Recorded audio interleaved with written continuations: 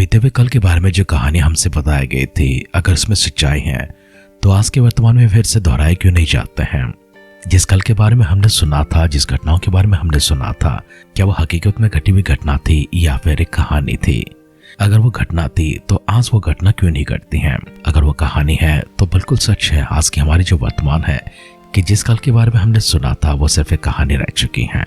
क्या मनुष्य के संदेहों को मिटाने के लिए परमेश्वर अपनी दखल को देते हैं। मनुष्य को संकटों से छुड़ाने के लिए, मनुष्य को विपत्तियों से बचाए रखने के लिए, इंसान के ऊपर छाकर उसका घात करने के लिए चुप कर बैठा हुआ क्या उन खतरों को टालने के लिए परमेश्वर स्वर्गलोक से धरती लोक के ऊपर दखल देते हैं। क्या परमेश्वर अपने आप को साबित करने के लिए मनुष्य को कुछ ऐसे सबूत भी देते हैं। क्या परमेश्वर अपनी सफाई देते हुए मनुष्यों के सामने कोई ऐसे चिन्ह को रखते हैं कि ऐसे कोई संकेत को लेकर आते हैं जिससे मनुष्य विश्वास कर ले कि बीते हुए कल की घटना जो परमेश्वर के बारे में हमने सुनी थी, जो बड़ी बड़ी अद्भुत कार्यों के बारे में हमने सुनी थी, उन सबों को साबित करने के लिए क्या परमेश्वर स्वयं नीचे उतर आएंगे। आइए हमारे ध्यान को आगे बढ़ाते हैं। कल हमने देखा था जब परमेश्वर ने स्वर्ग से एक अपने दूत को भेजकर गिदोन से बातें करने के लिए कहा था। गिदोन ने उनके सामने इन्हीं संदेहों को रखा था, इन्हीं उलझनों को रखा था और इन्हीं प्रश्नों के साथ में स्वर्गदूत से बातें करते हैं। अगर सच में परमेश्वर हैं, उन्होंने साथ दिया है, उन्होंने कामों को किया है, तो आज हमारी ये दुर्दशा क्यों है। हम क्यों संकट में पड़े हैं, हमारे पर क्यों अंधेर होती हैं, हमारे पर अत्याचार क्यों हो रही है और हम क्यों दबे हुए हैं, हम क्यों छिपे हुए हैं, हमें क्यों मिद्यानी आकर लौट कर चले जाते हैं। क्या हमने जो हमारे पुरखाओं से सुनी थी वो सिर्फ कहानी है। हमें साबित करो, हमें बताओ। और गिदोन ने स्वर्गदूत से कहा था, मैं जाकर तुम्हारे लिए एक भेंट को लेकर आता हूँ, मेरे लौट कर आने तक यहीं पर इंतजार करना और मेरे भेंट स्वीकार करके जाना। स्वर्गदूत ने कहा, निस्संदेह मैं यहीं पर इंतजार करूंगा, तेरे लौटने तक मैं यहीं पर बैठा रहूंगा। इस प्रकार से गिदोन जाते हैं, अपनी अर्पण लाने के लिए सिद्ध हो जाते हैं। आए परमेश्वर के पास में गिदोन ने कौन से ऐसे चिन्ह को रखा था, कौन से ऐसे मांग को रखा था जिसे साबित करने के लिए परमेश्वर का स्वर्गदूत वहीं पर बैठा हुआ है। और गिदोन इतना महत्वपूर्ण क्यों है, गिदोन के लिए स्वर्गदूत स्वर्ग से यहाँ पर नीचे क्यों उतर आए हैं, परमेश्वर ने उनको क्यों भेजा है, परमेश्वर उनसे क्या करवाना चाहते हैं। हमारे ध्यान को आगे बढ़ाने से पहले अपने आप को परमेश्वर के हाथों में समर्पण करते हैं। कल की तरह परमेश्वर के पास जाकर फिर से एक बार दुआ करते हैं। हमारे संदेह, हमारे उलझन, हमारे प्रश्न जो कुछ भी हो परमेश्वर के पास से लेकर जाए। आज का वर्तमान का दिन बीता हुआ कल से भिन्न नजर आता है। आज हमारे दुख है, संकट है, मुसीबतें हैं। कल हमारी खुशियाँ थी, कल हमारी आनंद थी और हमारा सारा भविष्य अंधकार में नजर आता है। तो परमेश्वर के पास जाकर अपने आप को समर्पण करते हैं, उनसे प्रार्थना करते हैं। उससे पहले एक बात को हम निश्चय कर लेते हैं, हर दिन एक समान नहीं होता है, हर घड़ी एक समान नहीं होती है, हर वक्त एक जैसा नहीं होता है। हालात बदलते हैं, समय बदलते हैं, इंसान भी जब बदल जाते हैं उसका सारा माहौल बदल जाता है। हमने पिछले अध्ययन में गौर किया था, इंसान जब बुरा हो जाता है सारा संसार उसके विपरीत में खड़ा हो जाता है। यहाँ तक कि प्रकृति उसके विरुद्ध में चली जाती है, पशु और पक्षी भी उसके विरुद्ध में चले जाते हैं, इंसान भी उसके विरुद्ध में चले जाते हैं।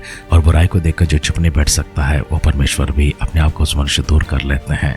इसलिए अपने आप को खुदावंत के हाथों में समर्पण करते हैं। अगर हमारे जीवन में ऐसी कोई बुराई है जिस कारण से हमारा वर्तमान का दिन घातक है, हमारा वर्तमान का ये दिन हमारे लिए दुखदायक है, हमारे लिए दर्दनाक है और हमें परेशान करती हैं, तो परमेश्वर के पास जाकर अपने आप के लिए दुआ करेंगे, उनसे क्षमा मांगेंगे और परमेश्वर की अनुग्रह करना हम पर लेकर आते हुए, हमें परमेश्वर को क्षमा करते हुए, हमें अपनी सीने से लगाकर फिर से एक बार हमें प्रेम करते हुए, हमारे सारे गुनाहों को, अपराधों को क्षमा करते हुए, हमें जीवन दान प्रदान करते हुए हम सबों को नई दिशा में ले जाने के लिए अपने आप को खुदा के हाथों में समर्पण करते हैं। मिलकर छोटी सी दुआ करते हैं।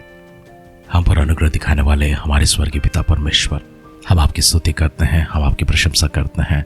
आप हमें प्रेम करते हुए हम सबको प्रदान किया हुआ एक अद्भुत सा दिन, एक नए दिन के लिए प्रभु जी आपका धन्यवाद करते हैं, आभार आपकी प्रकट करते हैं और अपने आप को दीन नम्र करते हुए आपके दिव्य सानिध्य में लेकर आते हैं।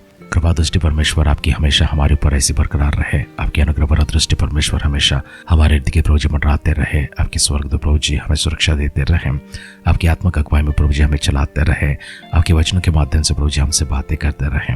आपका प्यार, आपकी करुणा, आपकी तरस, आपकी दया प्रभु जी हमारे ऊपर हमेशा रखने के लिए और परमेश्वर आपके वचन से हमसे बातें करते हुए आगे बढ़ाने के लिए आपने एक और दिन जो परमेश्वर हमारे लिए सौभाग्य के रूप में प्रदान की है, इसका सही उपयोग करते हुए प्रभु आपकी महिमा करते हुए, आपकी आराधना करते हुए, आपकी उपासना करते हुए परमेश्वर आपको प्रसन्न योग्य आपके भावों प्रभु जी एक अद्भुत जीवन हम सब लोग जीने के लिए प्रभु जी हम इस प्रकार से प्रभु आशीषों से भरने के लिए प्रार्थना करते हैं। आपकी आत्मिक अगुवाई से चलाने के लिए दुआ करते हैं। हमारे सारे परिजनों को, आपके भक्तगणों को आपकी दृष्टि में लेकर आते हैं। एक एक व्यक्ति को परमेश्वर छूने के लिए, अपनी सामर्थ से, अपनी तंदुरुस्ती से भरने के लिए, अपनी अगुवाई से प्रभु ने चलाने के लिए, प्रभु उनके सारे प्रभु दुख दर्दों को दूर करने के लिए, उनकी सारी विपत्तियों को दूर करने के लिए, शारीरिक रूप से, मानसिक रूप से, पारिवारिक, आध्यात्मिक, सामाजिक रूप से और आर्थिक रूप से परमेश्वर हर किसी को छुटकारा देकर परमेश्वर उन्नति की ओर बढ़ाने के लिए प्रार्थना करते हैं। आगे के समय परमेश्वर अपने वचनों के माध्यम से हमसे बातें कीजिए। सारी महिमा, गौरव, आदर, सम्मान आप स्वयं प्राप्त कीजिए। हमारी दुआओं को परमेश्वर अपने सुनकर दे उत्तर के लिए धन्यवाद करते हुए हमारे उद्धारकर्ता हमारे प्रभु यीशु मसीह के नाम से इस प्रार्थना को मांगते हैं। सुन और कबूल कर पिता। आमेन, आमेन, आमेन। आध्यात्मिक जीवन की दैनिक खुराक सुन रहे हमारे सारे प्रिय श्रोताओं को, परमेश्वर के विभक्त गणों को प्रभु यीशु मसीह के नाम में प्यार भरा जय मसीह की सुप्रभातम और सुबोधन कहते हुए हम सबका मनपसंद ध्यान केंद्र आध्यात्मिक जीवन की दैनिक खुराक में और इस नए दिन में आप सबका स्वागत करते हैं। हमारी अध्ययन न्यायों के ग्रंथ 6वां अध्याय में चल रही है। कल के ध्यान में हमने पहला वचन से लेकर 18 वचन तक ध्यान किया था। आज हमारे ध्यान को आगे बढ़ाते हुए 19वां वचन से पढ़ते हैं। न्याय के ग्रंथ 6वां अध्याय उसका 19वां वचन से पढ़ते हुए आए हम आगे बढ़ते हैं। तब गिदोन ने जाकर बकरी का एक बच्चा और एक एपा मैदा की अख़मीरी रोटी तैयार की। तब मांस को टोकरी में और जूस को तसले में रखकर बांज वृक्ष के तले उसके पास ले जाकर दिया। परमेश्वर के दूत ने उससे कहा, मांस और अख़मीरी रोटियों को लेकर इस चट्टान पर रख दे और जूस को उंडेल दे। उसने ऐसा ही किया। तब यहोवा के दूत ने अपने हाथ की लाठी को बढ़ाकर मांस और अख़मीरी रोटियों को छुआ और चट्टान से आग निकली, जिससे मांस और अख़मीरी रोटियां भस्म हो गई। तब यहोवा का दूत उसकी दृष्टि से अंतर्ध्यान हो गया। जब गिदोन ने जान लिया कि वह यहोवा का दूत था, तब गिदोन कहने लगा, हाय प्रभु यहोवा, मैंने तो यहोवा के दूत को साक्षात देखा है। यहोवा ने उससे कहा, तुझे शांति मिले, मत डर, तू ना मरेगा। तब गिदोन ने एक वेदी बनाकर उसका नाम यहोवा शालोम रखा। वो आज के दिन तक अबेजरियों की ओपरा में बनी है। फिर उसी रात को यहोवा ने गिदोन से कहा, अपने पिता का जवान बैल अर्थात दूसरा 7 वर्ष का बैल ले और बाल की जो वेदी तेरे पिता की है उसे गिरा दे और जो अशेरा देवी उसके पास है उसे काट डाल और इस दृढ़सान की छुट्टी पर ठहराई रीति से अपने परमेश्वर यहोवा की एक वेदी बना। तब उस दूसरे बैल को ले और उस अशेरे की लकड़ी जो तू काट डालेगा जलाकर होम बलि चढ़ा। तब गिदोन ने अपने संग 10 दासों को लेकर यहोवा के वचन के अनुसार किया, परंतु अपने पिता के घराने और नगर के लोगों के डर के मारे वह काम दिन को न करते हुए रात को किया। बिहान को नगर में लोग सवेरे उठकर क्या देखते हैं कि बाल की वेदी गिरी पड़ी है और उसके पास की अशेरा कटी पड़ी है और दूसरा बैल बनाई हुई वेदी पर चढ़ाया हुआ है।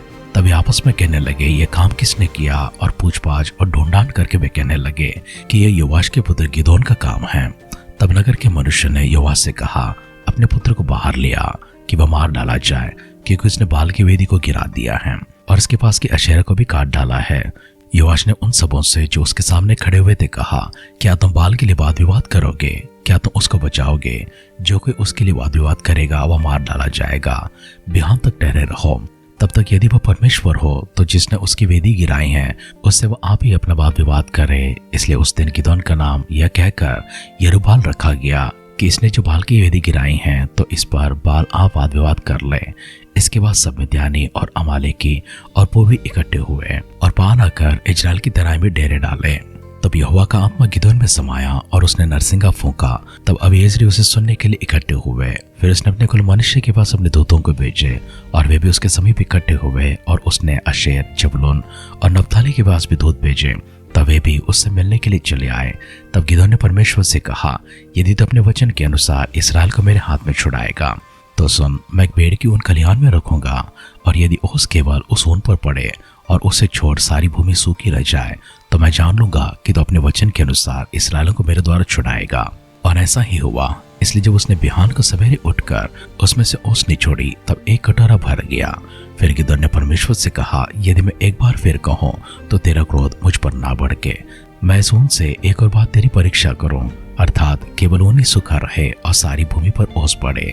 उस रात को परमेश्वर ने ऐसा ही किया, अर्थात केवल ऊन ही सूखी रह गई और सारी भूमि पर ओस पड़ी।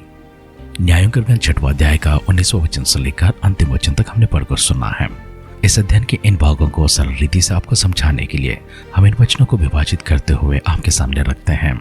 गिदोन ने स्वर्गदूत से कहा था, जब तक मैं अर्पण को लेकर ना आऊं तब तक यहीं पर इंतजार करना। और स्वर्गदूत ने हामी दी थी कि जब तक गिदोन अर्पण को लेकर वापस ना लौटे तब तक स्वर्गदूत वहीं पर ठहरा रहेगा।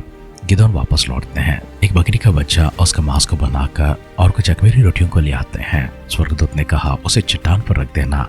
चट्टान पर रखने के बाद दूत ने अपनी छड़ी से उसे छुआ था, जिससे चट्टान में से आग निकल पड़ी और जलकर भस्म हो गया। तब स्वर्गदूत गिदोन के सामने से अदृश्य हो जाता है, लेकिन गिदोन इसे देखकर डर जाता है और कहने लगता है, मैंने साक्षात परमेश्वर के स्वर्गदूत को देखा है, निश्चय मैं मर जाऊंगा। तब यहोवा ने उससे कहा, तुझे शांति मिले, मत डर, तू ना मरेगा। तब गिदोन ने वहां एक वेदी को बनाया और उसका नाम यहोवा शालोम रखा। वह आज के दिन तक उनके बीच में इसी प्रकार से बनी हुई है। हम दूसरी भाग में जाते हैं। परमेश्वर ने उसी रात को गिदोन से कहा था, अपने पिता के जवान बैलों को ले लेना और जो बाल की वेदी खड़ी हुई है उसे गिरा देना और अशेरे को काट देना और वहां पर होम बलि चढ़ाना। परमेश्वर के वचन के अनुसार गिदोन इस काम को करने के लिए जाते हैं, लेकिन मनुष्यों के डर से, अपने पिता के घराने के डर से गिदोन ये काम दिन में नहीं करते हैं वरन रात में करते हैं। और अपने साथ देने के लिए 10 दासों को उन्होंने संग लिया था। सवेरे उठकर जब लोगों ने देखा बाल की वेदी गिरी पड़ी हुई है और अशेरा काट डाली गई हैं, तब लोगों ने एक दूसरे से पूछपाछ किया और ढूंढांड किया था और उन्होंने पाया कि यह काम किसी और ने नहीं वरन योआश के पुत्र गिदोन ने किया है। योआश के पास जाकर कहते हैं, अपने बेटे को बाहर लेकर आ ताकि वो मार डाला जाए, क्योंकि उसने बाल की वेदी को गिराया है और अशेरों को काट डाला है। तब योआश कहने लगता है, क्या तुम लोग बाल के लिए विवाद करने लगोगे? अगर बाल सच्चे परमेश्वर है तो कल सुबह तक वो अपना तर्क खुद रखेगा और अपना वाद विवाद खुद करेगा। अगर ऐसा ना हुआ तो हम जानेंगे कि वो परमेश्वर नहीं है। और इसी कारण से गिदोन का नाम यह कहकर यरूब्बाल रखा गया कि इसने जो बाल की वेदी गिराई हैं तो इस पर बाल आप विवाद कर ले। तीसरी भाग में देखते हैं, मिद्यानी, अमालेकी और पूर्वी लोग इकट्ठे होकर इजराइल की तरह में आकर डेरे डालते हैं। उस समय परमेश्वर की आत्मा गिदोन में समा जाती है और उसने नरसिंह का फूंका और तब इजरायली सब उसको सुनने के लिए वहां पर इकट्ठे हुए। फिर गिदोन ने मनुष्य के पास अपने दूत भेजा और उसके बाद में आशेर, जबूलून और नफ्ताली के पास अपने दूतों को भेजा। वे सभी गिदोन से मिलने के लिए आते हैं। उस समय गिदोन परमेश्वर के सामने एक और चिन्ह को रखता है। इससे पहले हमने देखा था स्वर्गदूत के सामने उन्होंने एक संकेत को रखा था, अर्पण को स्वीकार करने के लिए कहा था। अब परमेश्वर के सामने एक चिन्ह को रखता है और कहता है, मैं एक भेड़ी की ऊन को खलिहान में रखूंगा और यदि ओस केवल उसके ऊपर पड़े और सारा भूमि सूखा पड़े तो मैं जान लूंगा कि परमेश्वर कि सच में इस्राएल को तो अपने वचन के अनुसार मेरे द्वारा छुड़ाएगा। परमेश्वर ने उस रात को वैसा ही किया था और सुबह उठकर जब देखता है और उस ऊन को जो निचोड़ता है उसमें से एक कटोरा भरकर ओस निकल पड़ती है। फिर गिदोन ने परमेश्वर से कहा, यदि मैं एक बार और तेरी परीक्षा करता हूँ, इसी ऊन से करता हूँ, यदि केवल ऊन ही सूखा रहे और सारी भूमि पर ओस पड़े तो मैं इस प्रकार से जान लूंगा कि परमेश्वर तो मुझे अपने वचन के अनुसार इस्राएल की छुटकारे के लिए उपयोग करने वाला है। परमेश्वर ने उस रात को भी ऐसे ही किया था और सुबह उठकर गिदोन देखता है ऊन केवल सूखा पड़ता है और सारी भूमि के ऊपर ओस पड़ती है। इस प्रकार गिदोन ने परमेश्वर की परीक्षा की है और परमेश्वर अपनी योजना के अनुसार, अपनी प्रणाली के अनुसार इस्राएल को छुड़ाने के लिए गिदोन ने जो सबूत मांगी है उसको प्रकट करने के लिए, अपने आप को बयान करने के लिए परमेश्वर ने उसी की मांग के अनुसार वैसा ही किया था। वचन सुन रहे परिजन, और परमेश्वर आपके जीवन में भी छुटकारे के कार्य को करना चाहते हैं। हो सकता है आपका परमेश्वर किसी और को छुटकारे के भी उपयोग करना चाहते हैं। अगर आप संदेह करते होंगे अपने बल के विषय में, अपने सामर्थ के विषय में, या फिर किसी और कारण से अपने आप को अयोग्य मानते होंगे, लेकिन परमेश्वर आपसे कहते हैं जिस तरह परमेश्वर ने गिदोन को चुना है वैसे परमेश्वर आपको भी चुनते हैं। आपकी कोई योग्यता की, कोई बल की, कोई सामर्थ की जरूरत नहीं है, क्योंकि सारी सामर्थ, सारी बल, सारी योग्यता परमेश्वर की ओर से आती है। केवल आपको एक इंसान के रूप में वहां पर खड़ा होना होता है। अगर आपके मन में संदेह है, आप परमेश्वर के पास निश्चय जा सकते हैं। गिदोन की तरह ही अपने संदेहों को रख सकते हैं, अपने प्रश्नों को रख सकते हैं, अपनी उलझनों को रख सकते हैं और परमेश्वर धीरज के साथ में, संयम के साथ में, प्रेम के साथ में आपके सारे प्रश्नों का उत्तर आपको देंगे और खुद को भी आपके सामने बयान करेंगे। परमेश्वर से मिलने के लिए, परमेश्वर को देखने के लिए, परमेश्वर को सुनने के लिए उत्सुक होकर आगे बढ़ते रहे। परमेश्वर आपके जरिए अद्भुत काम को कराएंगे। आइए दुआ करते हैं। एक विशेष अनुग्रह के साथ में और विशेष अभिषेक के साथ में हमारे पास उतराए हुए हमारे स्वर्गीय पिता परमेश्वर, आभार आपकी प्रकट करते हैं, धन्यवाद आपको प्रकट करते हैं, स्तुति आपकी करते हैं, महिमा, प्रशंसा, गौरव प्रभु जी आप ही की करते हैं। गिदोन के जीवन के माध्यम से परमेश्वर आपने जो कार्य हमारे बीच में रखी हैं, उन कार्यों के लिए प्रभु जी, उन बातों के लिए आपको धन्यवाद करते हैं। हमारी हिम्मत को बढ़ाइए, हमारी हौसला को बढ़ाइए, हमारे विश्वास को बढ़ाइए। हमारी आंखें परमेश्वर हमेशा प्रभु आपकी सामर्थों को देखने के लिए, आपकी शक्तियों को देखने के लिए, आपकी पराक्रम को देखने के लिए, और हमारा मन परमेश्वर आपका विश्वास करने योग्य हमारी सारी स्थितियों को प्रभु जी आज जो कुछ भी आपके विरोध में है प्रभु जी, उन सबों को आपके पक्ष में बदलने के लिए दुआ करते हैं।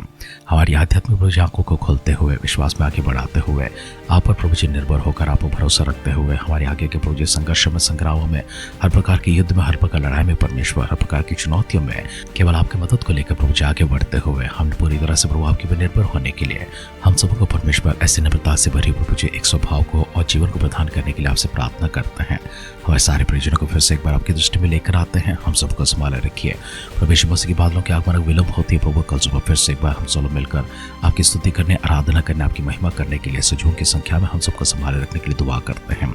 अगर ऐसा ना हो तो आपके स्वर्गलोक में प्रभु जी हम सबको शामिल करने के लिए प्रार्थना करते हैं। हमारी सारी दुआएं परमेश्वर आपने सुनकर हम सबों को दिया उत्तर के लिए धन्यवाद करते हुए हमारे उद्धारकर्ता हमारे प्रभु यीशु मसीह के नाम से इस प्रार्थना को मांगते हैं। सुनकर कबूल कर पिता, आमेन, आमेन, आमेन। गिदोन को परमेश्वर ने कहा, हे शूरवीर सूरमा, उठ, इस्राएल की छुटकारा के लिए मैं तुझे चुनता हूँ। परमेश्वर उसी प्रकार से आपको भी संबोधन करते हैं। आपके द्वारा परमेश्वर आपकी समाज को, आपके द्वारा परमेश्वर आपके परिवार को, हो सकता है आपके द्वारा आपकी कलीसिया को, या फिर कोई हर जगह पर जहाँ पर लोग परेशानी में हैं, दबाव में हैं, उनके ऊपर अंधेर हो रही है, वहाँ पर परमेश्वर आपको खड़ा करना चाहते हैं। आपके द्वारा परमेश्वर अद्भुत कार्य कराना चाहते हैं। विश्वास मात्र रखिए, परमेश्वर आपके संग होकर आपके जीवन को बदलेंगे और उनके लिए परमेश्वर आपको एक मार्गदर्शक के रूप में और एक उद्धारक के रूप में उपयोग करेंगे। आपकी जीवन सच में ऐसी आशीषमान हो और आपकी जीवन सच में ऐसी भाग्यशाली हो। हमारी इस दुआ और कामना के साथ आज के ध्यान कहीं पर समाप्त करते हैं। आप सुनते रहिए, सुनाते रहिए आध्यात्मिक जीवन की दैनिक खुराक। कल फिर मिलेंगे। अपना ख्याल रखिए, अपनों को ख्याल रखिए, दूसरों का भी ख्याल रखिए। God bless you.